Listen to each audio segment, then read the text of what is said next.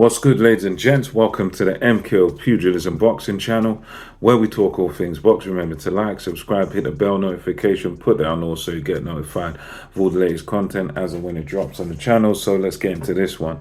So we've got Saul Canelo Alvarez. He's got his dance partner for September.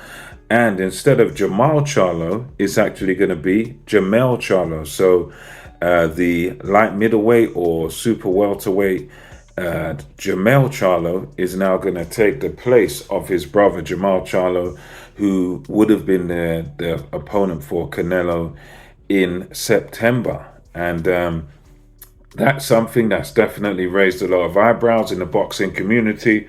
It's drawn a lot of criticism. Those who don't like Saul Canelo Alvarez have been saying, well, you're just picking on the weaker guy. You're picking on a guy that's from 154. Why are you fighting this guy? And it's one of these things where I think a guy like Canelo, he's always going to have to face this sort of criticism because he's a very, very popular fighter. He's pretty much the face of boxing, one of the major cash cows in boxing, if not the biggest money man in boxing, really. I mean, there's no one really around making more money than Saul Canelo Alvarez, and it means that he's going to get that high criticism. I guarantee you, if he fought David Benavidez, he'd get criticism for not fighting Bivol. He was going to fight Charlo, and he gets criticism for not fighting Benavidez instead of Charlo. So he's just in one of those positions when you're the cash cow, the most popular and the richest and the biggest money maker. That draws criticism. That draws criticism because there'll be jealousy in there. There'll be, people trying to run your career for you that, he should do this, he should do that. And it's like, it's Canelo's career. Canelo's done a lot already.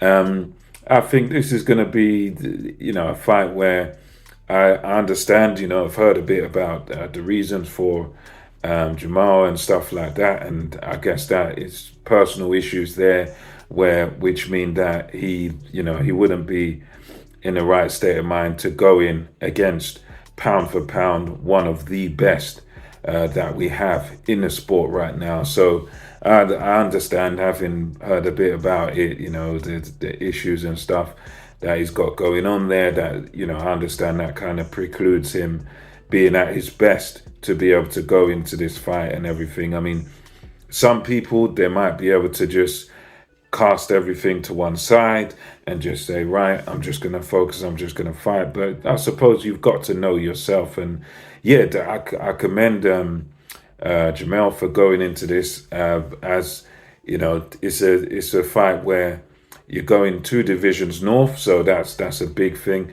and you're going in there against a superb technician in Canelo. So I think it will be an interesting fight. I think it will be somewhat of a challenge to Canelo. I don't see any way in which Charlo is going to win this fight.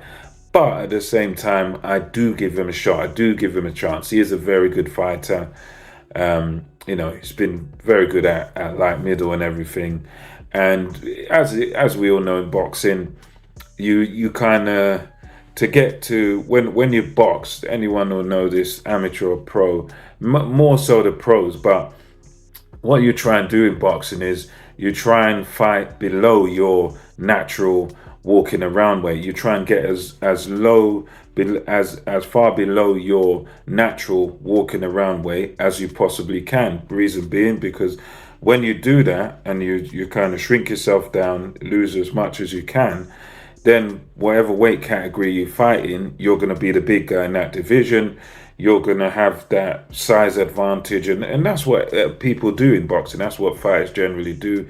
They try to fight at the top of their weight, so whatever they naturally walk around at, they go below that and try to go to a division where they can have size advantage, strength advantage by being sort of the bigger guy. So as much as, there's a couple of weight divisions in it, which that is a disadvantage, we can't lie about that. But Canelo himself, I would say, as a super middleweight, is not a big super middleweight. He's not a big super middleweight. He's not like a Benavidez or some of these other guys where they're huge. They're big guys that they look like they could be light heavies or cruisers or whatever. Canelo is, I would say, is on the smaller side for a super middleweight, even height wise and width and everything. He's a chunky guy, he's a muscular guy, but as far as size goes, he's quite a small super middleweight. So I don't think the size difference is going to be massive between them. I guess Charlo will probably have an advantage in height. Canelo will probably be the physically stronger man, but I think the advantages in size and where I don't think that will be all that significant. I don't think when the fight plays out that it will really be that much of a difference. But I see it being a good fight, and I see it as Canelo probably winning this one on points. I think Canelo wins this by decision. I see Charlo having good periods in the fight, and Charlo actually pushing the pace and pushing Canelo and giving him a good challenge, giving him a run for his money. But ultimately, I think Canelo takes over and Canelo wins this one on points. Let me know what you think about this fight. September, Canelo versus Charlo. Let me know what you think in the comment section below. And until next time, it's MKO Pugilism over and out. Catch you next time.